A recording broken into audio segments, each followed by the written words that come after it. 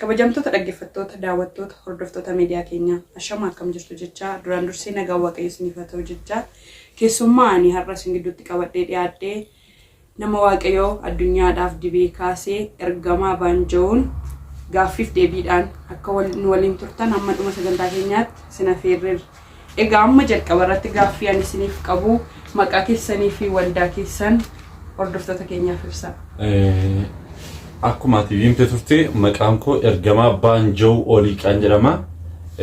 Waldaan koo immoo waldaa buraayyuuti jechuudha. Waldaa koo jechuun maal jechuudha? Waldaa dhuunfaa keessanii qabdu moo? Ani waldaa dhuunfaa kooti utuun taane waldaa waaqayyoo natti kenne tiksi eegi anjiri maana natti kennitu harka jira waldichan tajaajilaa jira. Kanuma jechuudha malee waldaa waaqayyoo natti kennedha. Mee maqaa waldaa keessanii?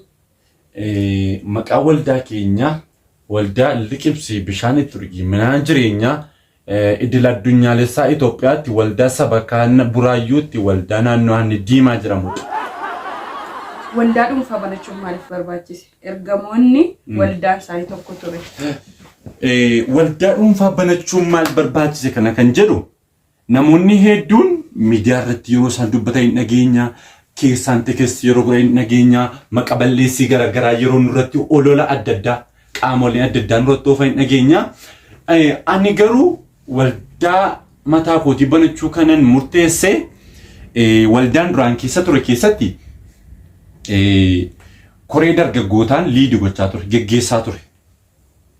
Isaan utuun geggeessu nambarsiisaa qoba qobaatti waamee gorsanii kennaaf shaakala worship tiimii warra hojjetan hunduma isaanii manaajiin godha.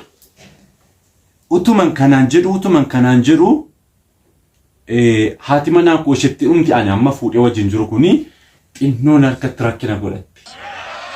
Jennaan jaarsolii waldaa akkamittiin akkas gootaa nan barsiisa nan gorsa jettee waamtee akkamittiin wanta biraa irratti yaaddeedhanii isheen maaliif sarkatti miidhamtedhanii ji'a ja'a waldaarraa naa daban.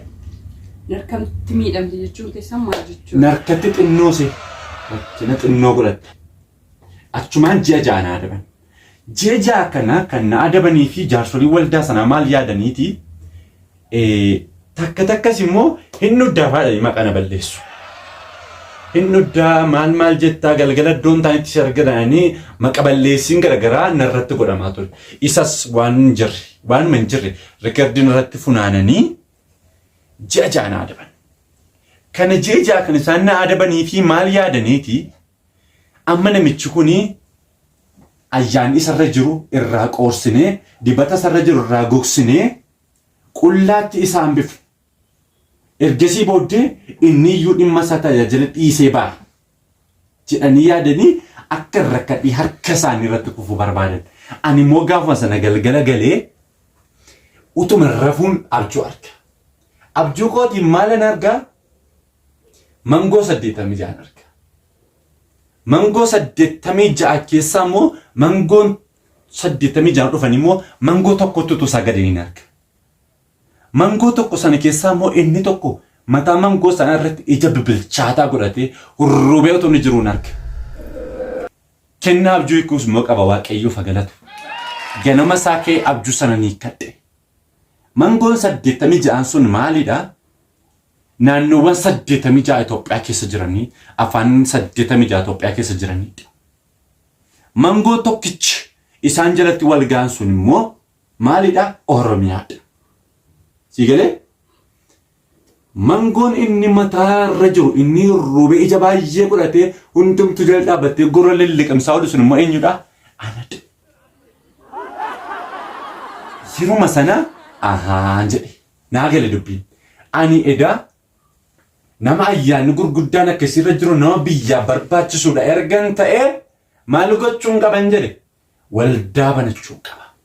Isa jedhu murteessee borumtaa masaan markaatootti gadi fiigee dhaqee sharaa naannoo meetira 8 waan tummite gaafa san duwwaa kapitaala buukii korra jirtu sitti mena nama laaf waaqayyo yaasifde kana ani waan beeku kun hojii isaati safuudha guyyaa sana sharaa meetirii 8 biteen dhaqee haadha manaa kooti wajji walii galle isin immoo faarfattuudha Alfattuu Jifaarii dhamti ishee wajjin walii galleetu waldaa kana banannee akkasittiin gara kana dhufne.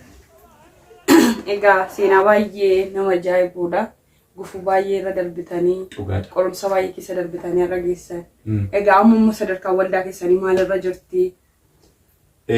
Waldaan keenya amma erga hundoofte hin turre garuu dinqiiwwan garaagaraa achitti harka koo keessatti hidhaa bara meeqa akka hiikkachaa jiru dhufte argite baay'ee wanta nama gaaffii namatti ta'udha.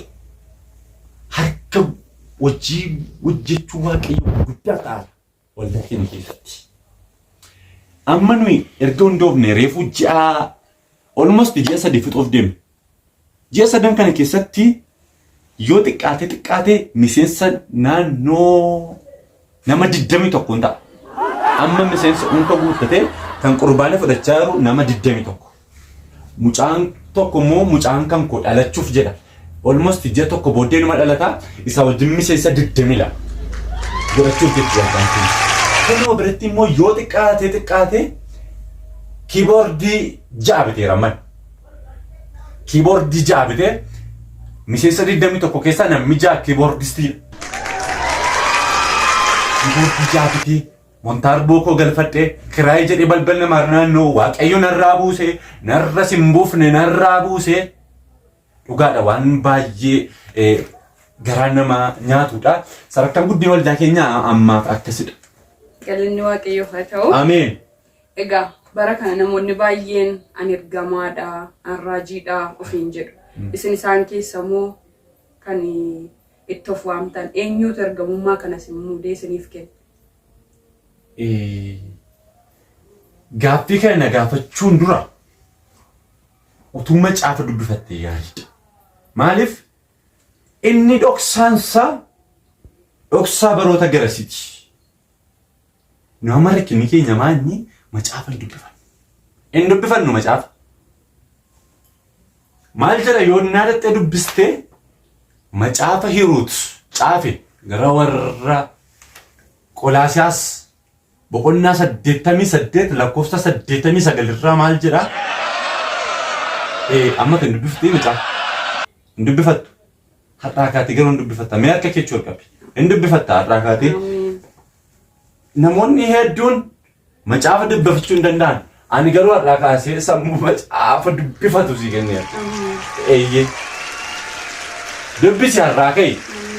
Har'aa kaasee macaafa dubbifachuun sammuu kee keessatti dhangala'u. Eeyyee. Macaafa utuu dubbifannee kun hundumtuu hin jiru. Gaaffii kana fiduu isin barbaachisu ture. Phaawulos attamitti argamaa ta'e? Indiriyaasoo attamitti? Asteer attamitti argamtuu taate? Baanjoon attamitti argamaa ta'e? Isa jedhu achirraa argatta. Kanaafiyyuu dhoksaan isaa biraan gaamoo garuu macaafaatan si deebisa. Egaa naafiyyuu gaaffichi deebinaaf hin arganne hordoftoota keenya isin akkas isiniif galee abdiin qaba. Waan hundaafuu ergamoonni maaliif buraayyuutti baay'atu?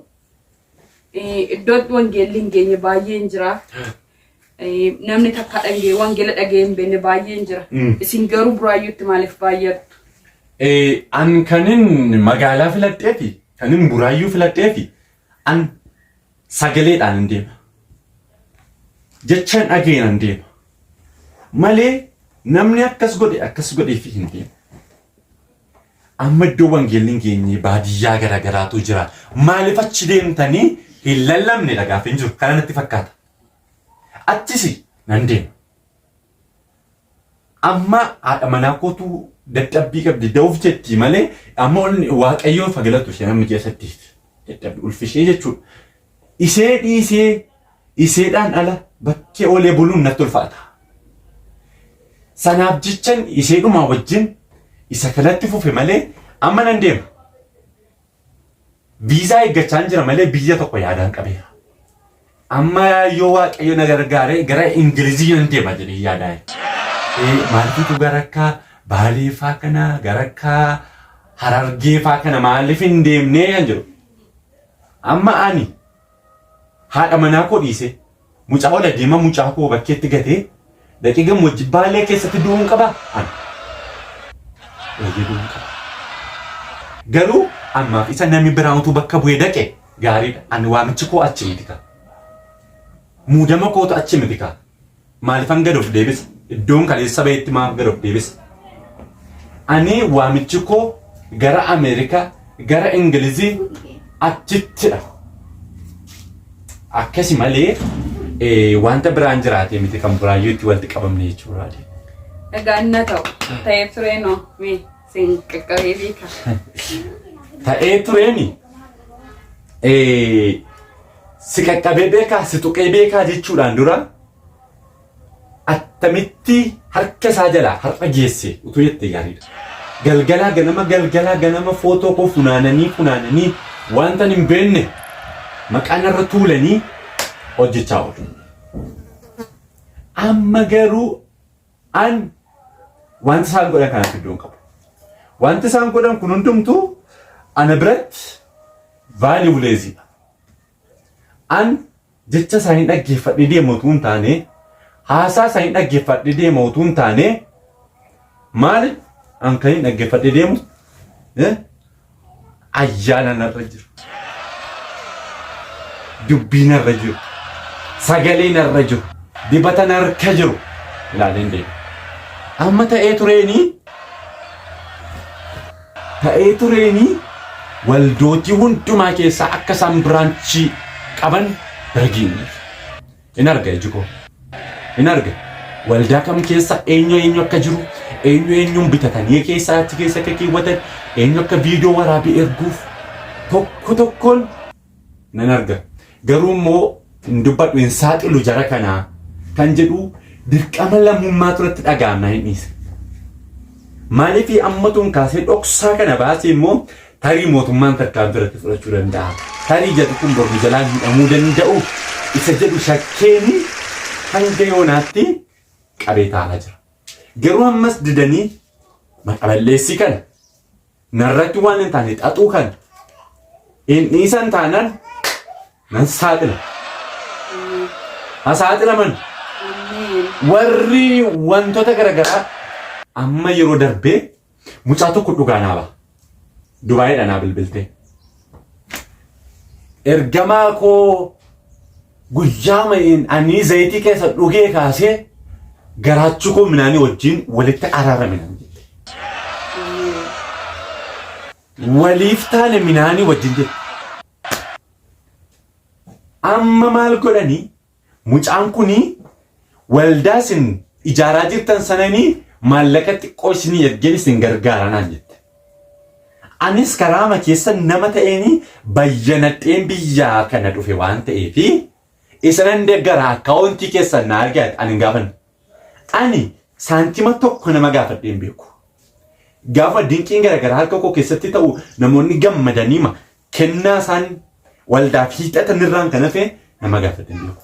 Mucaan kunii waldaa ijaarra jettee saantima xiqqoo akkaawuntii keessa irratti isinii gashe jettee gaafa akkaawuntii erguu fi qaamoleen garaagaraa immoo haasaa sana fuudhanii achitti geessan. Isa booddee feesbuuk irratti baasa. Amma maal jechuudha? Ayyaana walii nyaachuun ta'u, dibata walii irratti cileem haquun ta'u akka isaaniitiif har'aan ga'uun ture. Garuu immoo akka namaatti gaafa yaadu jara kana immoo jajjabeessuu qabnaa laata? Ta'ee turee kana immoo jajjabeessuu qabnaa laata jedhee faarfannaa tokko jedheef hin jira. Istiidiyoo jira sagalee kennee faarfannaa sadiyyuu waan sadhibuu halkan gara sa'aatii 8 daqiiqaa 15 sekendii 17 taa'ee barreessa.